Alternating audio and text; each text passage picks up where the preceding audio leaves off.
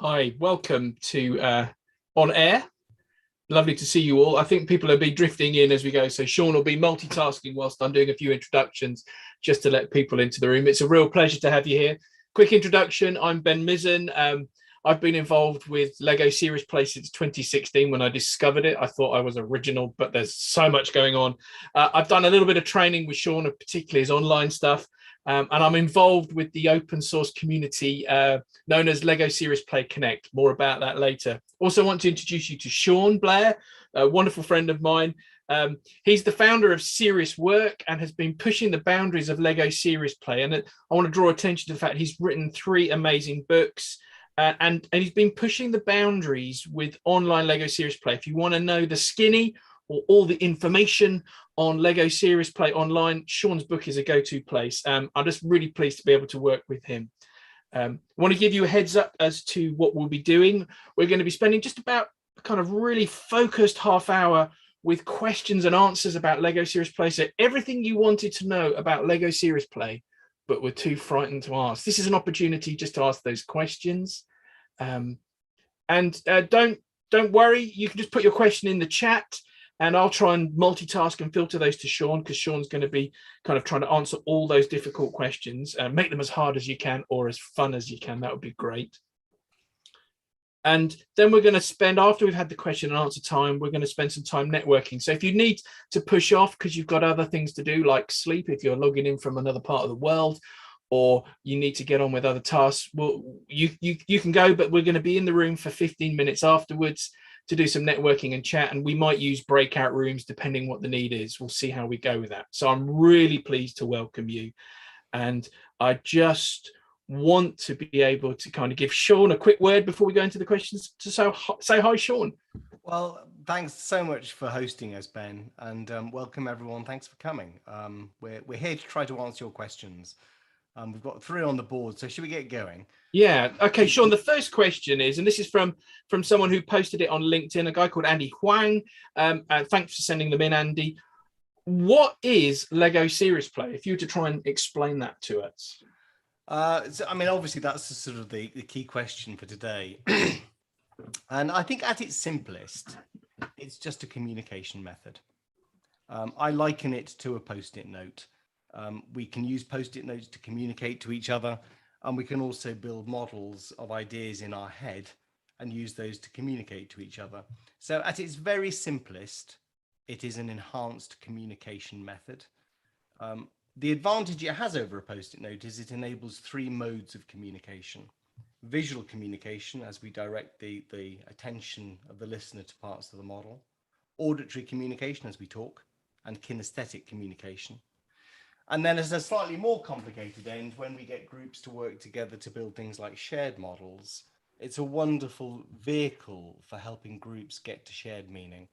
There's another layer of complexity when we get to system models. It allows groups to explore systemic consequences of things. But I think that at its simplest level, Lego Serious Play is just an enhanced communication method. Fabulous.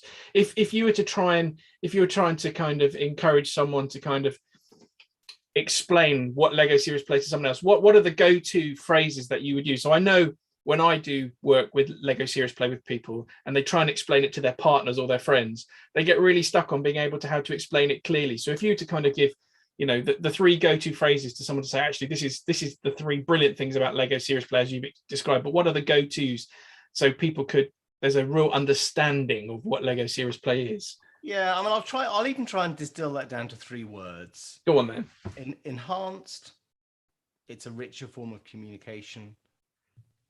Surprisingly democratic, I know that's 2 words. And fun, creative. Fun. Fabulous. Andy kind of asked a second question, which is kind of going into the area of online. He says, I'm really interested to hear how you've adapted Lego Serious Play for online delivery. Could you tell us a little bit about how it happens online from how you do it, and also maybe the journey of how you got there? Because I know I've been part of that and it's been really exciting. So I just wonder whether that might help people. Yeah, I mean, you know, let's be honest. I mean, March last year, if you'd have asked me, you know, could we do Lego Serious Play online, I would have said no. Well, probably in February, I would have said no. COVID comes along, and for many of us, we can only mediate things through the online platform. So I think what we've discovered is that individual model building, it's mediated online, but it's really no different to face-to-face. Shared model building is hugely different. When groups work together face-to-face, the groups have their hands on the bricks and they build shared models. In the online environment, we've invented some new techniques where the facilitator will rebuild the parts that the participants have built, and then he or she will be what we call the magic hands, and they will build the model, the shared model, on behalf of the participants. And the participants are able to replicate the master model using a process which we call build along. So everybody winds up with a sort of a similar shared model.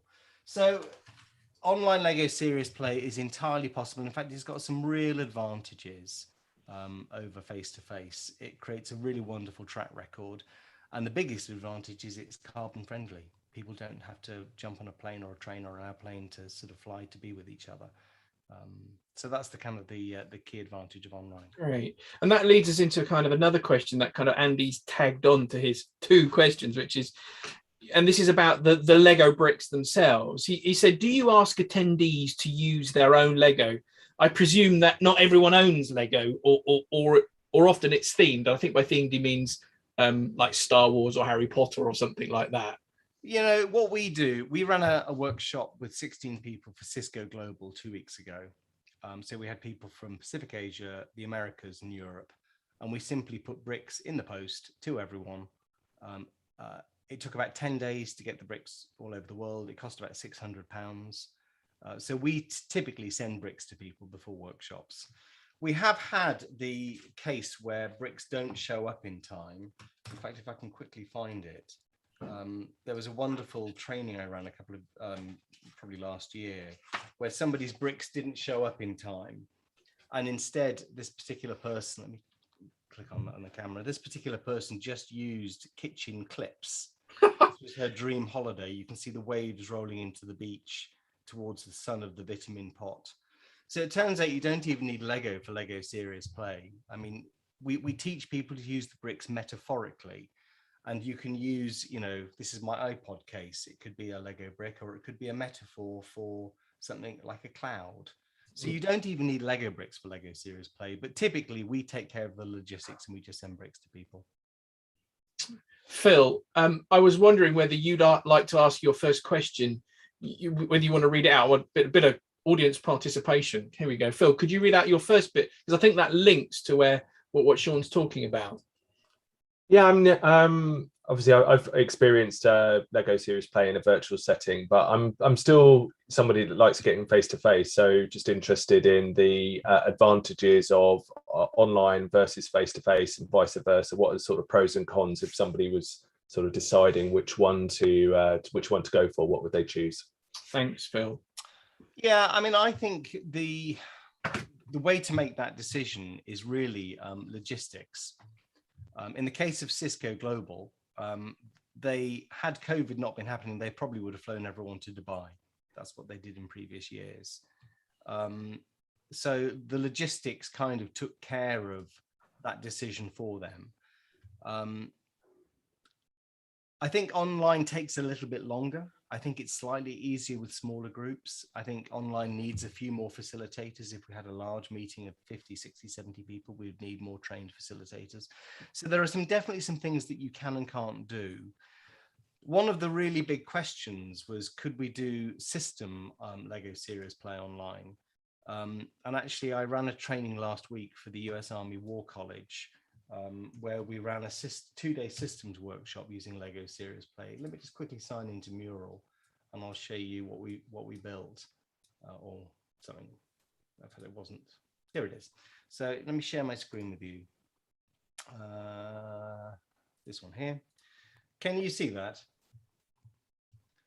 So here we have a group doing some system modeling, where, oh, not that Mural, wrong one. Let's open up this one. So this is an example of people doing some system modeling. We started by working on individual models, people working alone of their own ideas in their heads. We then built some shared models. We then built the agents, the things that might affect the system. We then landscaped them digitally, and we wound up with a system model that looked a bit like that. So you can even run a systems model session online. Normally you would do that face-to-face, but it's entirely possible to do that online.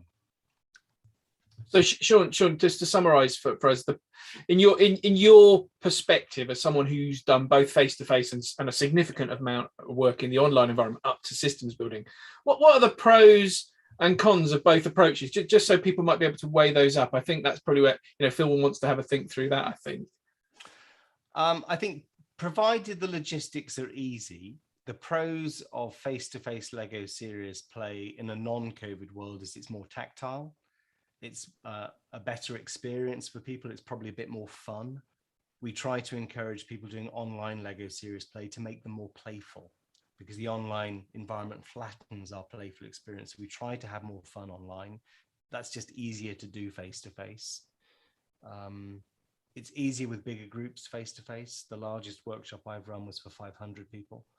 The cons of online, we're sitting here in a static way. We don't hear the tinkle of bricks as people are building. It needs a bit more time. It needs a bit more skill for both the facilitators and the participants. And unless it's skillfully facilitated, it could be harder work. But, let's be honest. And when we've all spent so much time on Zoom, the idea of actually building a model and holding it to the camera and talking it through with people, that's kind of more fun than a traditional Zoom meeting anyway. Yeah. It's a really good question. Thanks, Sean. Kind of moving, got a couple of questions I want to pull out for people. And if anyone else has got questions, don't forget you can add them into the chat. Kind of going into the kind of, I've got a question from Liz.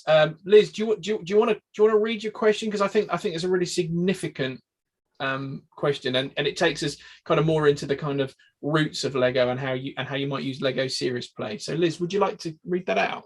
Sure, thanks, Ben. Hi, Sean.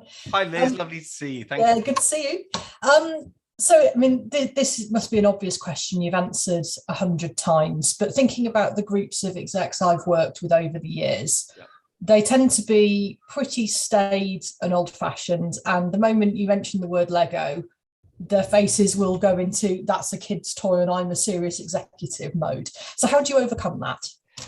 That is a great question. It has come up 100 times. And the really easy answer, the really obvious answer is you don't ever try and sell Lego Serious Play. Clients are not interested in buying a method or a process. I think I'm very successful at selling Lego Serious Play. And the reason for that is when I start a client conversation, I focus entirely upon the outcomes and the objectives. So my conversation with the client is all about what is this workshop for? Nobody wants a meeting or a workshop, but people want an outcome. They want a change. They want something to happen because of it. So what I find is that if I have, an intelligent, probing, creative conversation with my clients in the contracting phase about what it is they're trying to achieve, if Lego Serious Play is the right method, and it's not always, then I could say to a client, well, look, there are several ways we could achieve these objectives. There are different methods or tools that we could use. And if I present Lego Serious Play as one option, if I've done the contracting phase properly, I have built trust. And I found that some of the most skeptical chief executives have thought to themselves, well, he seems like an intelligent chap. He's helped us think about our problem in ways that we haven't. And if he's proposing this as a method, then maybe we should listen to him. So I think anybody going in to try to sort of sell a method, it's totally the wrong way around. The contracting phase is all about trying to understand the problem, trying to build trust with the client, and to propose the method if it is the right method to use. And it's not the right method for everything. Great question, Liz. Liz, have you got anything you want to kind of follow that up with? Just curious as to, because as you say, once you've built the trust, then generally it works. Is there still a flicker in the eye when Lego is put forward as one of the methods. Is that something that they're taken aback by?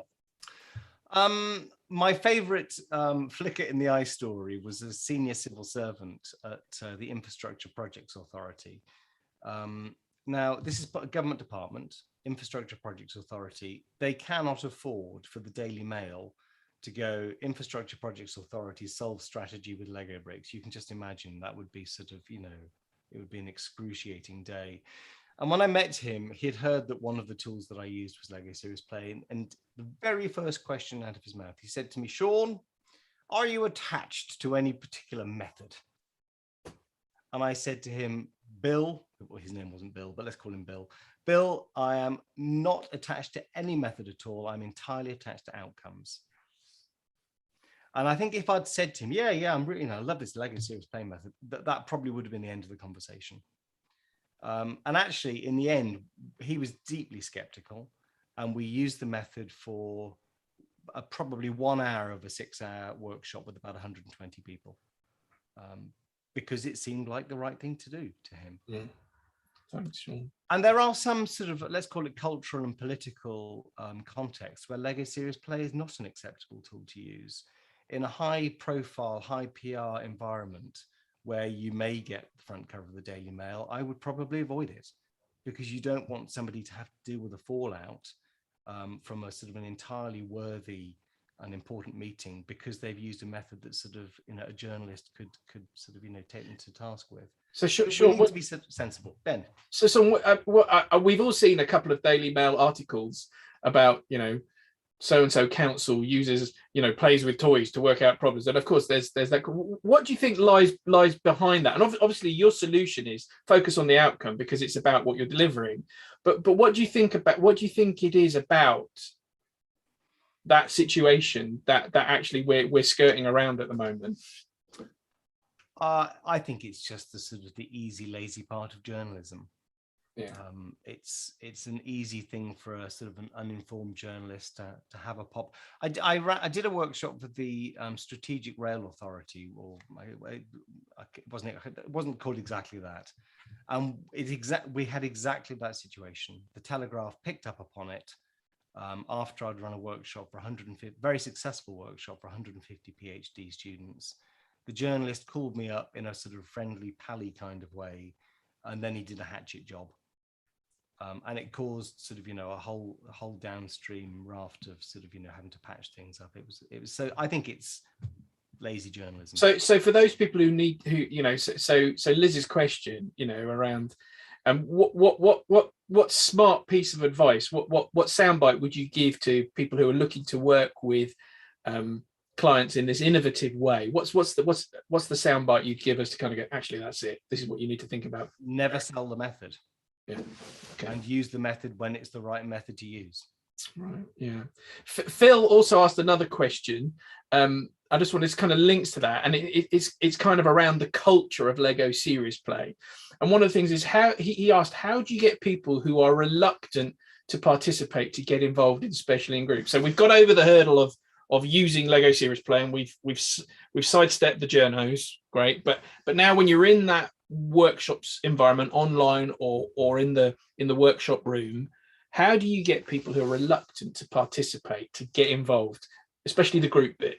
Well, I'm a big believer in body language. So if you get to a workshop, the beginning of the workshop, and you see people like this, there's the clue, right? I'm feeling uncomfortable. So what I tend to do is I say, if I see that body language, which I have seen, is I say, are there any people feeling a bit skeptical about this? And I usually one or two brave people say, oh, I'm not sure about this. And I'm like, do you know what? That's normal. Let's be honest. This is a children's toy, being used in a serious setting. So if you're feeling a bit skeptical, that's okay. Just lend me half an hour of goodwill. Just give me half an hour of goodwill. And what people discover in the first half an hour is that the process is democratic, it's creative, it's fun, it's engaging. And then I usually go back to the skeptics and I say, hey, how are the skeptics doing? And my favorite skeptic quote was, do you know what? This isn't as naff as I thought it would be. And the whole room fell about laughing. Because so I think legitimized skepticism and then attend to the first half hour carefully whilst having asked for a bit of goodwill. Fabulous. A kind of follow on that is from Audrey. Would you like to ask your question, Audrey? It kind of follows on from that theme really brilliantly. Sure. Hi, everyone. I'm actually wondering what other complementary methods can we use to either if it's working with Lego Serious Play to go with, or if like it doesn't fit the situation. What other methods like Disney's or any other possible methods? I think that's a great question, Audrey. And actually, I'll answer it in a slightly funny sort of way. We could almost re-ask your question and sort of say, would there be any good complementary methods to use a Post-it note with? And if we ask that question, then we can use a Post-it note with almost any method. If Lego Serious Play is simply an enhanced communication tool, which I think it is, then Lego Serious Play is a fantastic fit with all sorts of other methods. And I think that that's where the rich edge is to mash it up and remix it and combine it with all sorts of other tools and methods. Tammy Watchhorn up in Scotland has done some wonderful work recently, mashing it up with positive psychology. So I participated in one of her workshops. Mia Enge in Toronto is currently writing a book about Lego Serious Play and coaching. So it works brilliantly with coaching, both sort of one-to-one coaching and team coaching. I use all sorts of different strategic frameworks, and it works extremely well for things like visioning. So, and you can use it as part of a strategic process in all sorts of ways. What we teach on our courses is we teach how we go about setting objectives.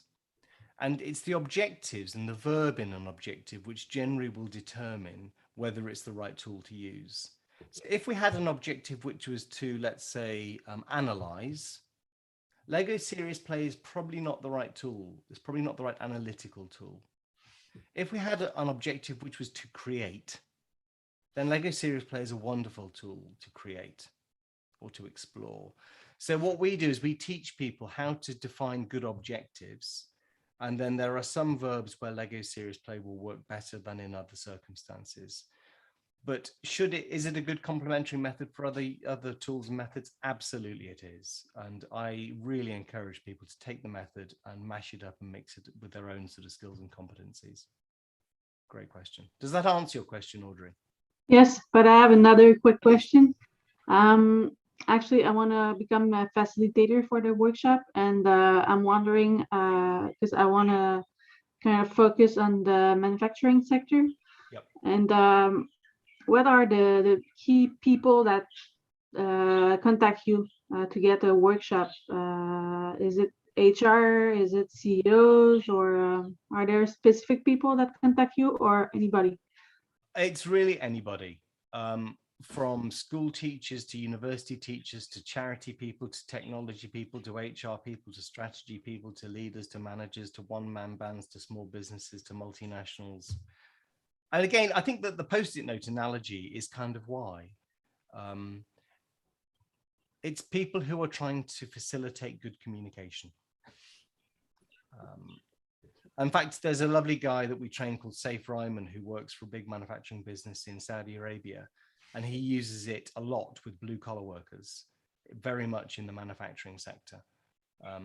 There are things that you might tailor for specific audiences, how you will go about designing build questions, the kind of language that you might use. So depending upon what education level you're working with, you would customize the use of the tool.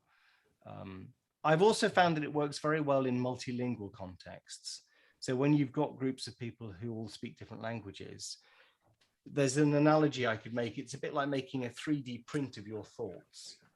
And when people have got a model and they don't have the same sort of language, let's say it's English, so their English is broken, it actually seems to make the communication a little easier, is what I've experienced. Thanks, Sean. And thanks for those great questions. Audrey, I really appreciate that. Suddenly 20 minutes has flown by and we've had some great info from Sean and some wonderful questions.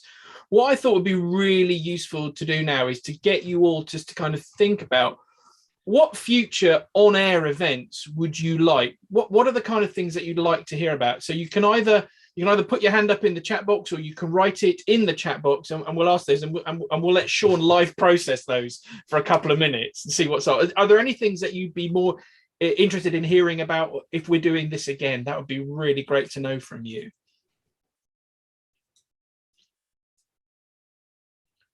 A demo. Liz is saying a demo would be great. Yep. Fabulous. And Karina's nodding knowingly at that. Thumbs up from that. Great. And any other thoughts from the gathered wisdom here? It's a good idea. Yeah, really good. The pathway. Yep. Ooh. More advanced elements. Good to know what's involved. Okay, I love that one. The pathway from beginner to deliverer. There's a narrative there, isn't there, to work through? Thanks, Martin, for prompting us with that. I have to explore what that means. I can begin to pick up upon Martin's point about the pathway. I don't know whether Andy Huang has joined us. In fact, I don't see him in the. No, he's not in the room at the moment. He may be on LinkedIn. We don't know. What was lovely about Andy's story, as I understand it, is Andy came to, we run some demo meetups in London. So Andy has not been trained. He's seen a couple of demo workshops, and from just sort of what he's seen in a couple of demo workshops, he's now very successfully using the method. So in terms of the pathway from beginner to deliverer, let me put a few links into the chat window. Oh no, didn't put them there. The Lego Serious Play is an open source method. So I've put a couple of links in the chat window. What the open source method means is Lego have released the intellectual property of Lego Serious Play, and it's free for us all to use. So there's something called the open source guide. And if any of you wanted to download that, that's kind of like the Bible. It's a 48-page PDF, and that describes the sort of the basic DNA of the method. And if you're confident and skilled, you can simply take the open source guide and begin to use the method straight away. If you want to read some case studies and applications and find some other areas that has been used, you could go to the LSPConnect event page and download for free some of the magazines, the brilliant magazines that the Lego Serious Play Connect community have written. And it's worth a quick shout out to both Ben and his colleague Guy. Ben and Guy, off their own bat, have set up and run Lego LSPConnect for free. And they run a couple of yearly events. They're absolutely fantastic. And they produce a magazine 2 or 3 times a year, which is also free. So you can download 2 sets of free assets there and sort of almost get going. If you want to experience a demo workshop and you're based in London, like Andy, you could come to one of our Lego Serious Play meetup groups, and you could come along to a demo workshop. We're running one in a couple of weeks' time, actually. So if you're in London and you want to get your hands on some bricks, come along.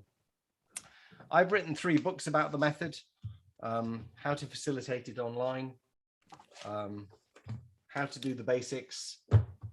Where's the other one? How to do some of the more advanced stuff. So if you're good at learning through reading, you could download those books. And of course, we run courses too. You could look in the shop or at the courses page. And if you want to follow, if you want to be up to date with any sort of future events like this one, we're planning on doing one of these a month. Then do follow our LinkedIn page, and that's where you can kind of be kept in touch with our latest news and views. Ben, back to you. Hi, yeah, we're just coming into land, bang on 12:30, which is amazing. So we've had a really tight kind of 25 minutes of chat and stuff like that. But now's an opportunity for me just to kind of say thank you to Sean for sharing, but also to all the participants for being present, and also for sharing questions. What we're going to do is we're going to kind of end the formal bit of it, and Sean will stop recording, I think, in a moment. And